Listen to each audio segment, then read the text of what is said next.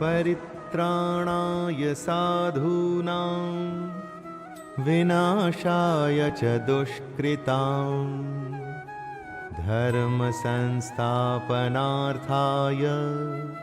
संभवामि युगे युगे। धर्म को फिर से स्थापित करने के लिए हर युग में कृष्ण अवतार लेते हैं। लेकिन क्या है ये धर्म की स्थापना?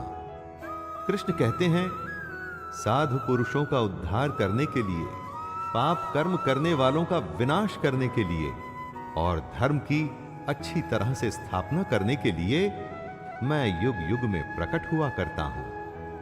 साधु का उद्धार यानी भला और पापियों को खत्म करना ही धर्म की रक्षा करना है। आपको लगता होगा दोस्तों कि आज की इस दुनिया में बिना बेईमानी के जीना संभव ही नहीं, क्योंकि हर कोई तो पाप करने पर उतारू है।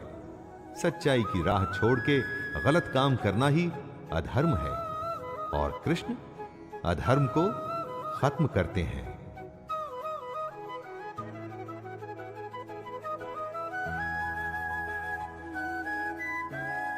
जन्म कर्म च मे दिव्यम् एवं यो वेत्ति तत्त्वतः त्यक्त्वा देहं पुनर्जन्म नैति मामेति सोऽर्जुन।